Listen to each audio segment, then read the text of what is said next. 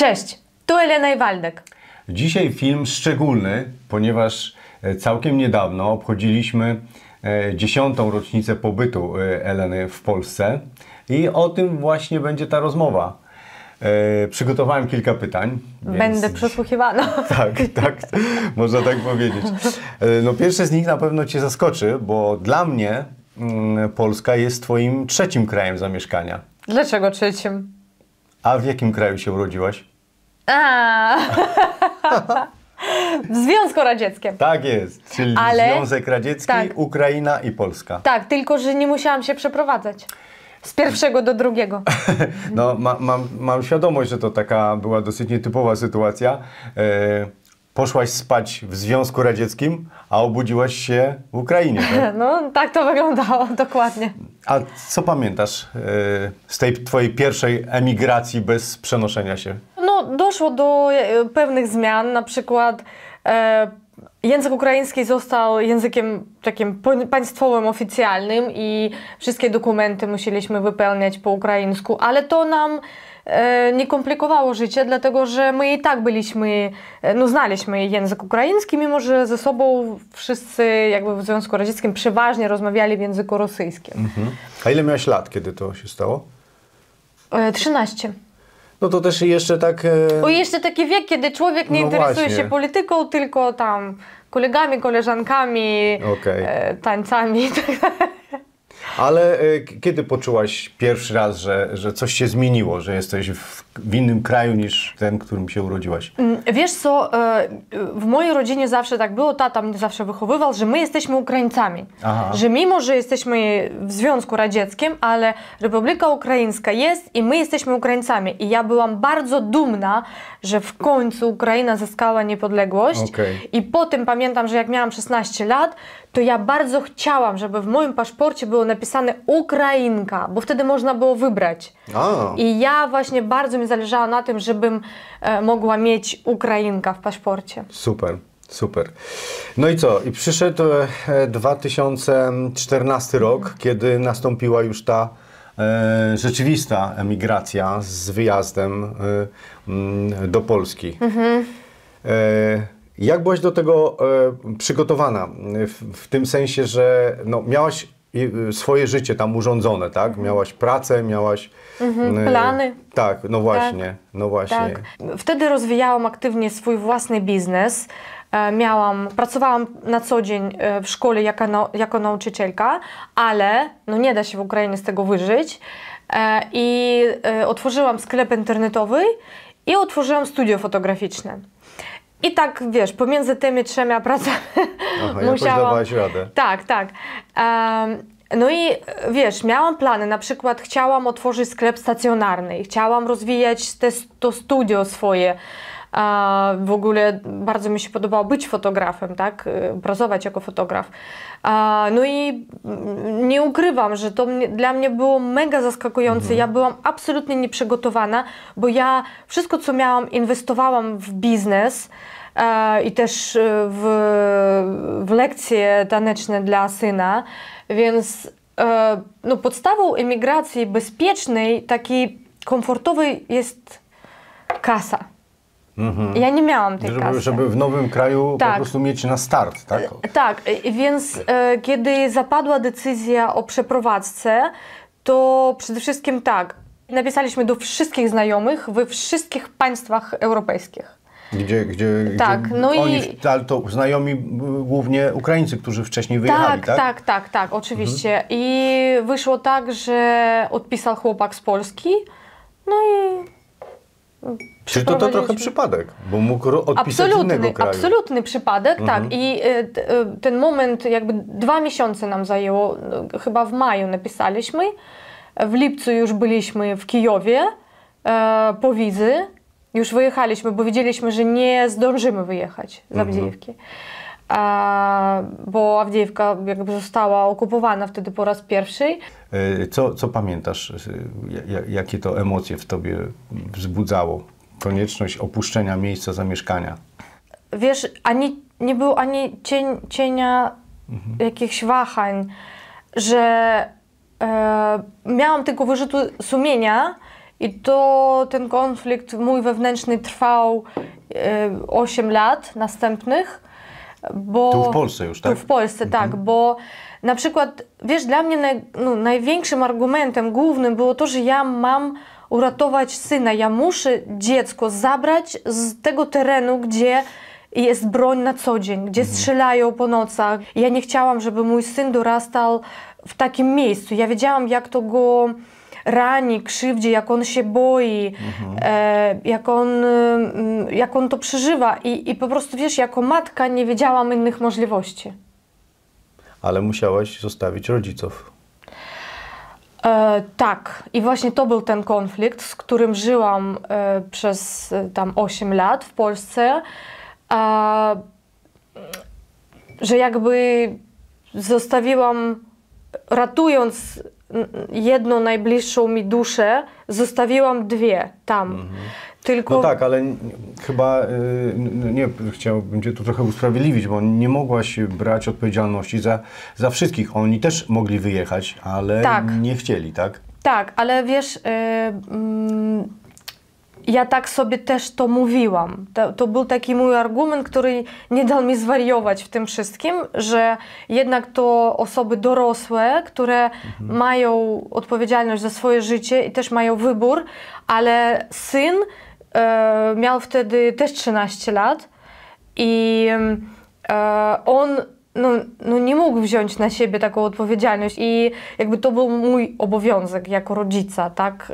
Więc tutaj, ale było mi z tym bardzo ciężko, aż do momentu, kiedy nie zabraliśmy rodziców tutaj. Okej. Jak pamiętasz sam moment przekroczenia granicy ukraińsko-polskiej? Co ze sobą zabrałaś? Jak byłaś przygotowana do dalszego życia w Polsce? Ja wyjeżdżałam z myślą, że ja nigdy nie wrócę.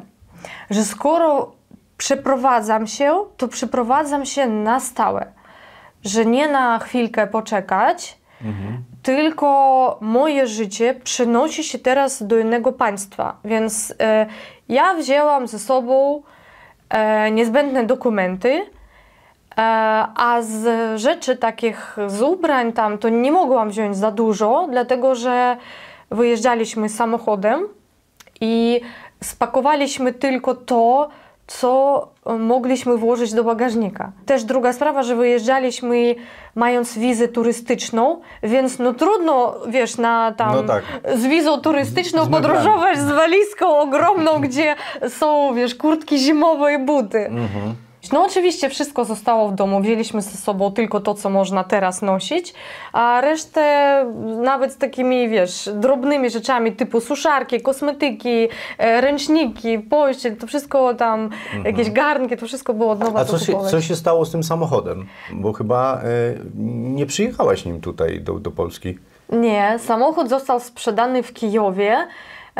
Taka była jego misja, że skoro nie mieliśmy kasy, tak, nie byliśmy przygotowani na to, żeby przyprowadzać się, a trzeba było jakoś żyć, to postanowiliśmy, że po prostu sprzedajemy ten samochód i...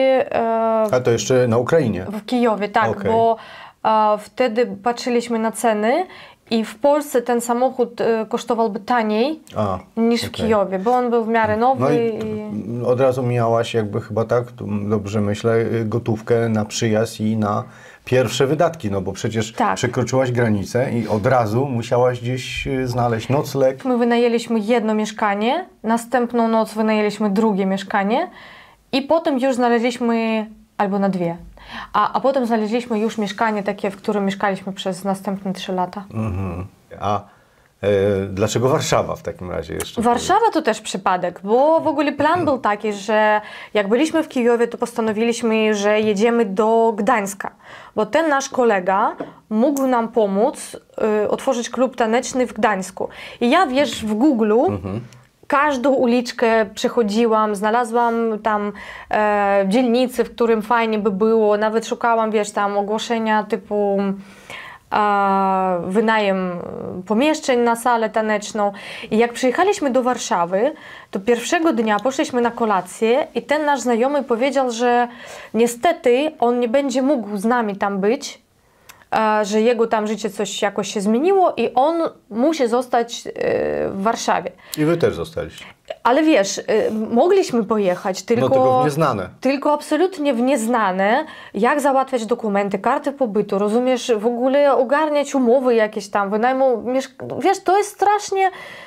A tu mieliście ten tak, support taki w postaci tego. Wiesz, to tak się wydaje, że to jest łatwo, ale jak człowiek nie znając języka przyjeżdża do obcego państwa, no to on ogłoszeń nie może przeczytać, rozumiesz? To jakby taka bezradność, więc uznaliśmy, że lepiej mieć kogoś, być przy kimś tutaj, chociażby przy takiej jednej osobie, do której można zadzwonić czy zapytać o coś.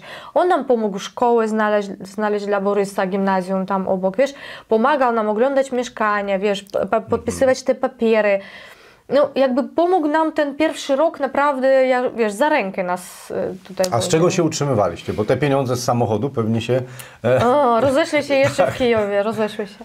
Nie, no ale naprawdę tak 100%? Czy tu jeszcze coś było? Nie. Oczywiście było na kilka miesięcy na wynajem mieszkania i tylko na to. Wiesz, to był naprawdę koszmarny okres mojego życia, bo to było bardzo trudne, bo nawet nie mieliśmy ubezpieczenia, wiesz, Borys tam gdzieś się przywrócił na WF-ie i dostaliśmy tam, wiesz, ze szpitala za zdjęcie jakieś... Trzeba było zapłacić. Tak, i w ogóle to było zaskakujące. No i zaczęliśmy aktywnie szukać pracy.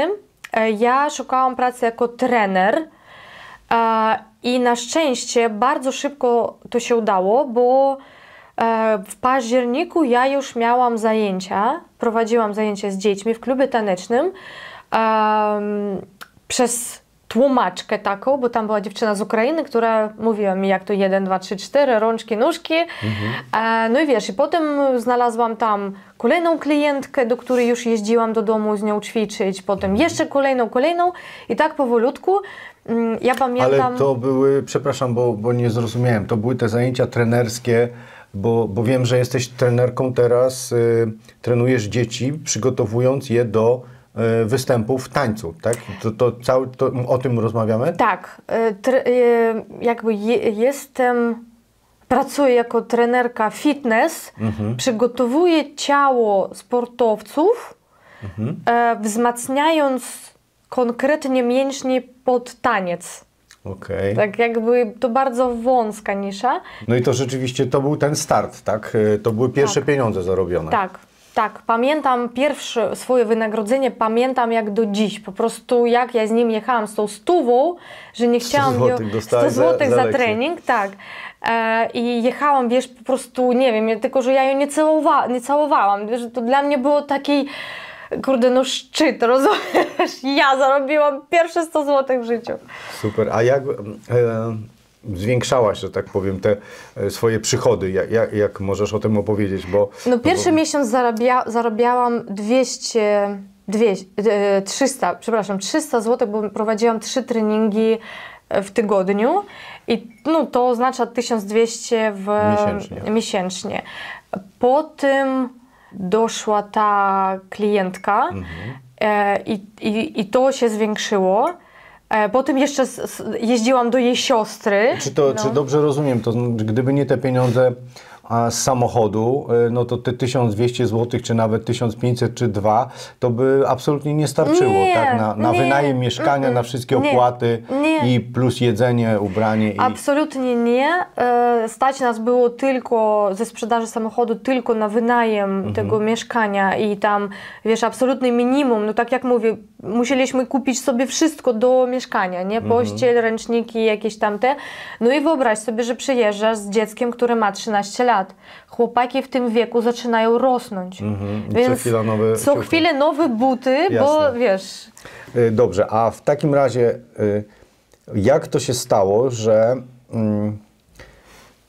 stanęłaś na nogi i finansowo, zawodowo, pieniądze z samochodu się skończyły, a nie wróciłaś na Ukrainę, tylko funkcjonujesz już tutaj tak jak powiedzieliśmy na wstępie, 10 lat i to całkiem nieźle.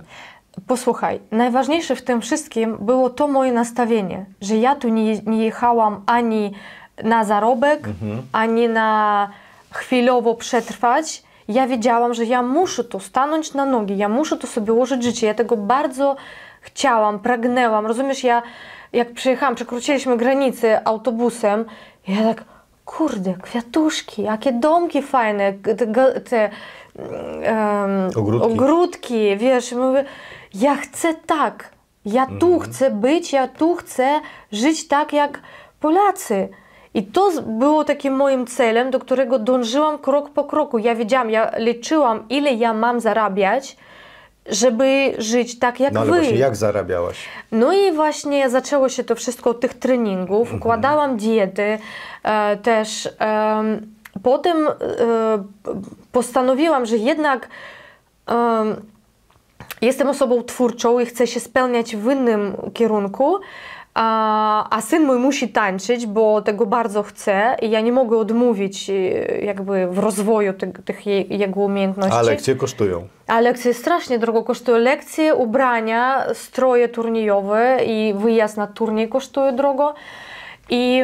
Bo Borys tańczył taniec towarzyski, może ktoś nie wie. Właśnie zaczęłam chodzić jako wolontariusz na różne imprezy, gdzie potrzebowali fotografów. I tutaj się fajnie łączy ten wątek studia fotograficznego na Ukrainie z twoją jakby drugą profesją, czyli z fotografią. Tak. I wiesz, i żeby nauczyć się języka, poznać ludzi z branży, no to chodziłam jako wolontariusz na różne imprezy, jako fotograf wolontariusz. I na jednej z takich imprez, na koncercie Transkaukazja, zabrakło operatora. No i organizator mówi, to masz aparat, będziesz operatorem. Ja mówię, nie umiem. On mówi, zaraz ci pokażę. I on mi, wiesz, ten guzik przyciskasz, nakręcił mi monopod, postawił mnie na scenę. Wiesz, i to było moje pierwsze nagranie jako operatora i od tego wszystko się zaczęło. I ja zrozumiałam, że to bardzo dobry sposób na to, żeby poznać ludzi z podobnymi zainteresowaniami, nauczyć się języka, zintegrować się z Polakami i poznać nie swoich, którzy są przybyszami tutaj, a jednak zachowują swoje społeczeństwo, kulturę i tak dalej. Ja chciałam poznać Polaków, bo tak jak mówię, moja decyzja była taka, raz wyjeżdżam, a na zawsze. Okej.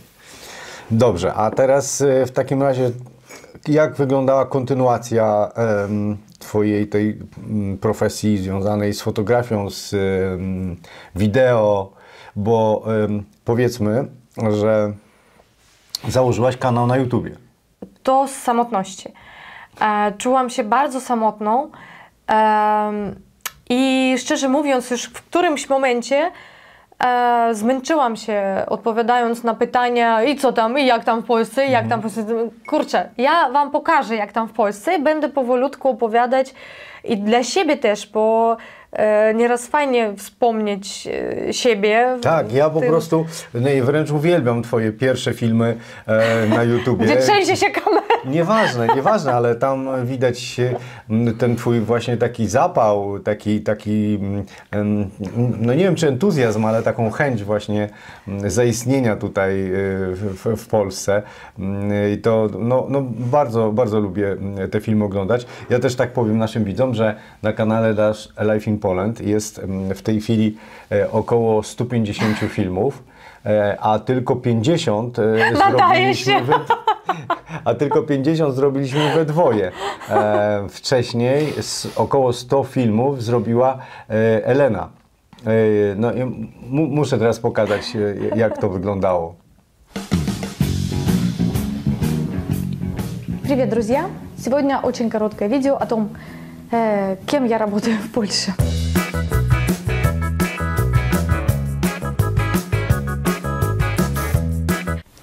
Привет, дорогие друзья! Сегодня будет грустное и жесткое видео о том, что такое эмиграция без розовых очков. Приняли мы решение о переезде в мае, а 6 сентября мы уже были здесь. Работы у нас не было, особых знакомых у нас тоже здесь не было. Мы ехали в ноль и без денег. Привет! Сегодня хочу рассказать вам о том, что в моей жизни произошел очередной первый раз. У меня состоялся мой первый мастер-класс в Варшаве. Умудрилась в 38 лет поступить w Akademię Kino i Telewizji w Warszawie. No i widzicie, że te filmy Eleny to znakomita dokumentacja jej pierwszych tutaj tygodni, miesięcy życia. I od tego się tak naprawdę też zaczęła nasza działalność, kontynuacja Eleny w działalności na YouTubie, już z moim udziałem skromnym. I teraz chciałbym się Ciebie zapytać, jak wyglądało Twoje życie zawodowe, już tak to, które teraz kontynuujesz? Po tym jak zaczęłam nagrywać już i ćwiczyć to na YouTubie po tym koncercie, to było tak, że ja pomyślałam, że o kurczę, kolejna szansa, nie? Pierwsza szansa to przeprowadzka i w ogóle, wiesz, start od zera w nowym państwie, a druga to jak już tutaj zaczynam, no to można wszystko, rozumiesz? Jestem dzieckiem, przed którym otworzył się cały wszechświat, nie? No ja powiedziałam, dobrze, to idę na całego i będę robiła filmy, albo przynajmniej będę przy ludziach, którzy robią filmy. No i był takie ogłoszenie, grant dla emigrantów. Ja mówię, o, grant dla emigrantów, a ja chcę zrobić film. To ja wymyślę jakiś projekt dla emigrantów, film o emigrantach. I zrobiłam taki film o emigrantach. To był mój pierwszy film, po czym zaczęłam współpracę z kolejną fundacją. Ale przepraszam, to znaczy, że dostałaś pieniądze od jakiegoś grantodawcy na ten film? Tak, od platformy IOM. Bo ja wtedy bardzo aktywnie uczestniczyłam w takich integracyjnych spotkaniach różnych, wiesz, ale jakby z polskimi fundacjami, które pomagają właśnie takiej integracji społecznej. Jasne. I wiesz... Ale tam w kosztorysie było też Twoje wynagrodzenie. Oczywiście. Brawo. Jako producenta i reżysera i ja to wszystko, to był mój pierwsze takie doświadczenie jako producenta. I wiesz, i potem kolejny film jakby uświadomił mi, że ja absolutnie niczego nie umiem. W ogóle jestem zero. I ja pomyślałam, że okej, to trzeba coś z tym zrobić, a jak? Poznałam taką dziewczynę, która tutaj uczyła się w Akademii Filmu i Telewizji w Warszawie. Można tak? A ona też z Ukrainy była. No to ja, wiesz, pojechałam tam, nikomu nic nie powiedziałam, po cichu. I skończyłaś tę szkołę? Tak, zdałam tam i skończyłam reżyserię. I potem już zaczęłam też pracę przy programie kulinarnym Bojkow ale ciacho i jeszcze przy drugim programie nie będę tego jadł już na Bielsacie. I wiesz, i ten Bojkow ale ciacho to był dla mnie takim startem. Ja nawet szkoły to nie skończyłam, jak sam wiesz, kiedy dostałam dyplom za jaki film. Skończyłaś, no ale to Szkoły skończyłam, ale nie mogłam zrobić filmu, bo nie miałam czasu, bo już pracowałam na planie. Wybrałam po prostu doświadczenie ale film potem zrobiliśmy o Twoich rodzicach i on rzeczywiście pomógł zaliczyć pracę, ale film był bardzo dobry. Tak, i za ten film właśnie dostałam dyplom. Także tutaj się w ogóle to wszystko jeszcze raz zazębiło, bo teraz się zazębiła Twoja nauka, Twoje kształcenie i działalność YouTube'owa. A wszystko w życiu jest tak powiązane. Tak. Każda nasza decyzja do czegoś. No to ciekawe, jak to powiążesz, bo ja mam kolejne pytanie. Ślub z Polakiem. Dodam, że ze mną. Czym w ogóle dla Ciebie był ślub z Polakiem? Tylko, wiesz co, nie pytam tak głęboko prywatnie, w sensie, co zmieniło się w Twoim życiu uczuciowym, takim stosunkach damsko-męskich. No, mam nadzieję, że widać, że jesteśmy raczej dobraną parą, chociażby po naszych filmach. No, tak powiem nieskromnie, ale mnie chodzi o to, czym dla emigrantki był ślub z obywatelem kraju, do którego się przeprowadziłaś? Przede wszystkim tak. Tego też nie zamierzałam. No, nie było u mnie takiego zamiaru, żeby tu brać ślub. Nie. Po prostu tu żyć, tak? Jak się da, jak się ułoży. Ale na przykład to być może kogoś zaskoczy, ale formalnie nie zmienia to nic, niczego. Aha. A, wiem, do czego nawiązujesz. Wręcz przeciwnie. Tak.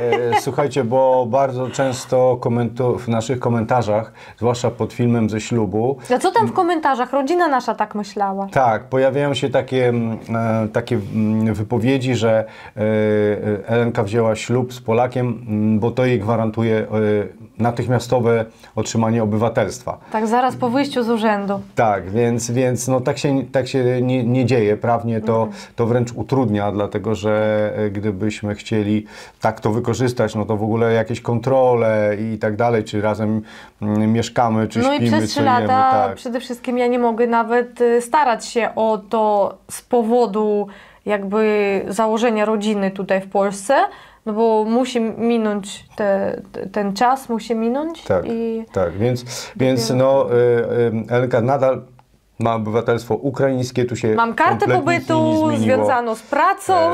Także bardzo proszę, nie piszcie, że ślub był po to, żeby Elenka dostała obywatelstwo, bo to po prostu tak nie jest i tak to nie funkcjonuje. I powiem tak, pamiętasz, przez co przeszliśmy od momentu złążenia dokumentów do momentu, kiedy moglibyśmy już datę wyznaczyć, sąd, pamiętasz ta cała papierologia, potem cała ta zmiana nazwiska, dokumentów ukraińskich. Wiecie, to naprawdę nie w ogóle najtrudniejszy sposób. Trzeba się bardzo kochać, żeby mieć siłę, żeby to wszystko, przez to wszystko przebrnąć. To prawda. Ale ogólnie tylko dokończę, może to będzie odpowiedzią na twoje pytanie. Ogólnie to jest jednak... no można tak powiedzieć, że jakiś taki etap kolejny jeszcze integracji do tego społeczeństwa. Ja teraz na przykład mam polską rodzinę, mam mamę, jadzie, mam Stasia, tatę, mam no, twoje córki i w ogóle to jakby mam ten kalendarz urodzin, mam listę osób, którym chcę kupić prezenty, którym przywożę pamiątki. To jest taka integracja moja w tą polskość taką, tak mi się wydaje. No i tak, i to jest też chyba dla Ciebie istotne. Ja przynajmniej tak patrząc z pozycji, jakbym sobie wyobrażam, że jestem imigrantem, to chciałbym jak najwięcej czasu spędzać z ludźmi posługującymi się tym językiem, który ja chcę opanować. Ty świetnie opanowałaś ten język właśnie dzięki temu, że przebywałaś z Polakami, tak? No i teraz wszystkie spotkania z naszą rodziną są po polsku. Gdybyś wyszła za Ukraińca, to cała twoja rodzina rozmawiałaby pewnie po rosyjsku, bo przecież nawet ty z Borysem rozmawiasz po rosyjsku. No z Borysem to akurat potrafimy rozmawiać w absolutnie dziwnym języku, bo i on, i ja łatwiej już teraz rozmawiamy po polsku niż po rosyjsku. Aha. Rosyjski po prostu zachowujemy, tak, to część naszej historii tam jakieś, ale mimo wszystko jak zaczynamy nawet zdanie po rosyjsku, to kończymy i tak po polsku. Okej. No właśnie i to jest, przeszliśmy tym samym do kolejnej kwestii, jaką chciałbym poruszyć, ponieważ ten język, 10 lat, to już bardzo długo, kiedy mówisz po polsku, a w jakim języku myślisz? Teraz myślisz. W jakim języku? Po polsku. Teraz po polsku. Bo rozmawiamy po polsku, a jak na przykład myślisz, żeby zadzwonić do kogoś rosyjskojęzycznego, to wtedy I wiesz co, i absolutnie nie zastanawiam się. Trudno mi powiedzieć, to naprawdę ciekawe pytanie, bo no, musiałabym to poobserwować. Bo ty nie zwracasz na to uwagi? W ogóle nie. Ale wiesz, że myśli to jest konkretne, to nie tylko obrazy, ale również jakieś swoje wypowiedzi, jakiś tekst. Tak, i ale ten wiesz, tekst jest w jakim języku? Moim zdaniem największym takim wskaźnikiem na jakiś język jest takie odruchowe przekleństwo. Wiesz, uderzysz się czymś tam ręką, no i wcześniej powiedziałabym po rosyjsku, a teraz mówię absolutnie konkretne słowo polskie. I to właśnie, wiesz, nieraz odpowiedź na moje zauważam, że tak jest, że jak coś się wydarzy, to ja już nie mówię. Tylko... Okej, dobrze. To no, możesz powiedzieć, żebym zrobił takie pip. No i podsumowując już troszkę, chciałbym Ciebie zapytać, jak Ty to widzisz, bo z perspektywy Ukraińców, Polska jest krajem zachodnim, ale tak naprawdę to jest dopiero początek tej Europy na zachód od Ukrainy. I teraz no, wyjeżdżamy dosyć intensywnie. Nasi widzowie to wszystko wiedzą, bo robimy z tego filmy. I teraz powiedz mi, czy można tak przyjąć, że Polska jest dla Ciebie tym krajem docelowym, po tym jak poznałaś tak dobrze inne kraje na zachodzie i na południu Europy, czy raczej masz w głowie dalszą podróż? Wiesz co, ja tak bardzo lubię podróżować i tak bardzo lubię, jak my to robimy, że tak jakby na chwilę żyjemy tam, tak? Na chwilę jakby nie jesteśmy tam turystami, tylko prowadzimy taki tryb życia, jak jakby no, ludzie w tym kraju. Mi się wydaje, że dla mnie być może idealnym rozwiązaniem byłoby mieć tu placówkę, taki dom, bo dla mnie jest ważne mieć być może dom, do którego mogłabym wrócić. To będzie trochę pomieszane, dlatego że ja ten dom straciłam kilka razy. Pierwszy raz jak w Kijowie musiałam się odciąć, żeby nie tęsknić, żeby to mnie uwolniło w moim, wiesz, poszukiwaniu nowego domu. Mówisz o domu w Adwiejewce. Tak, że jakby ja wiedziałam, że ja muszę się nastawić, że ja nigdy nie wrócę. Rozumiesz, to było bardzo bolesne. Po tym jak ten dom został zbombardowany, jak film też nagrywaliśmy, o tym pamiętasz, jak ja to przeżywałam bardzo ciężko. Jakby straciłam dom, wiesz, no ty masz tak mieszkanie mamy, gdzie przychodzimy, gdzie masz swoje zdjęcie i tak dalej. Ja ten punkt taki straciłam. I teraz ja nie wiem, czy ja chcę go mieć, a gdybym chciała, to chciałabym raczej mieć go w Polsce, ale mimo wszystko chciałabym podróżować i widzieć też, jaki ten świat jest piękny i bogaty. Bo to też może być taką cechą dziecka ze Związku Radzieckiego, które wychowane było za murem. I wiesz, to co dla was, Polaków, było dostępne na przykład wcześniej. No też nie zawsze. Nie zawsze, tak. Kiedy byliśmy w PRL-u, to nie było tak prosto. Tak, ale mimo wszystko wy byliście zawsze o głowę cywilizacyjnie wyżej, a u nas, wiesz, no ten Związek Radziecki nas zranił psychicznie, my jesteśmy inni i być może to, że ta bariera została zniszczona, tak mi daje takiego pędu, to jest zniszczona wiesz. przez tą emigrację, tak? Że znaczy nie zniszczona, tylko po prostu się najpierw z niej związek uwolniłaś. się rozpadł, tak. A potem, wiesz, tutaj jak już mam kartę pobytu i też mam wizę Schengen i mogę podróżować bez granic, no to wiesz, pragnę tego. Tak jak to bardzo lubię Polskę. Chciałabym tu być, mieć tu jakby, że ja mam gdzieś dom. Ale czasami tak boję się znowu stracić ten dom, że raczej no to trudno to wytłumaczyć. Ja myślę, że dobrze wytłumaczyłaś, bo rozumiem, że dla nas, którzy po prostu jesteśmy tu od urodzenia dziesiątki lat, to ten dom jest taki nienaruszalny i to stanowi naszą taką bazę, a ty też tak myślałaś, a jednak straciłaś ten dom. No i trudno jest po prostu zaufać jakiemukolwiek miejscu, że ono jest takie nienaruszalne. Więc cieszmy się z tego, że mamy tutaj ten dom, a na pewno będziemy wyjeżdżać. Słuchajcie, jeśli będziecie zainteresowani jeszcze innymi wątkami, których nie poruszyliśmy w tym filmie, zachęcam do zadawania pytań pod filmem. Elenka na pewno odpisze. Piszcie, lubimy czytać wasze komentarze. Zawsze ciekawi jesteśmy, co myślicie na ten temat. I oczywiście poprosimy o kciuk do góry, o subskrypcję i widzimy się w następnym filmie.